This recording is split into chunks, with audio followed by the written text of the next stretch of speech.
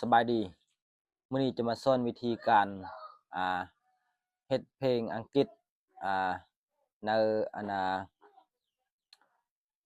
เฟซบุ๊กเนาะก็คือเฟซบุ๊กมันจะอัปเดตเนาะมันจะบ่มีเพลงไทยเนาะมีแต่เพลงอังกฤษเนาะเดี๋ยวเรามาบอกวิธีแก้ให้เป็นเพลงไทยเนาะก่อนอื่นหมดก่อนจะไปรับชมคลิปก็อย่าลืมกดไลค์กดแชร์และกดติดตามช่องเนาะอ่าก่อน อ่าแล้วถ้าทุกคนคลิกเข้าไปบอนรูปแบบนี้เนาะแล้วก็คลิกสมมุติว่าใส่รูปแบบนี้เนาะแล้วก็แก้ไขแล้วก็คลิกใส่บอนเพลงเนาะมันจะบ่มีเพลงไทยเนาะให้ทุกคนทำการแคปหน้าจอเนาะแคปหน้าจอแล้วก็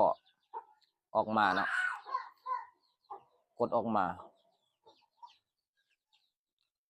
แล้วก็คลิกใส่บอนสตอรี่แล้วก็ใส่รูปแบบนี้เนาะมันจะมีแต่เพลงอังกฤษหมดเนาะให้เราคลิกเข้าไป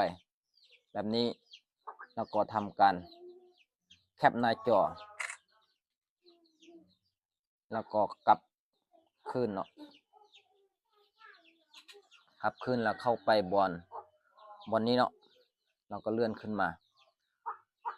เพื่อความช่วยเหลือและการสนับสนุนคลิกเข้าไป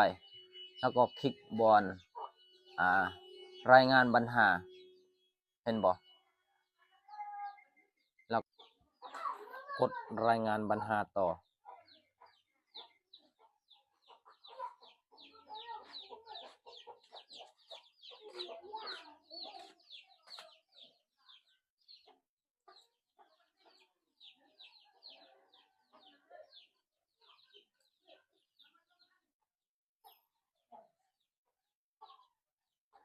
กดแนบ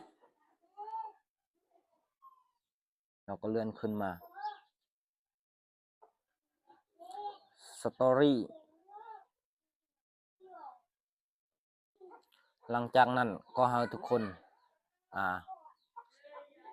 กดบนนี้เนาะกดให้ทุกคนกดข้างแล้วก็กดเลือกมันจะเห็นแบบนี้ให้เรารายงานปัญหา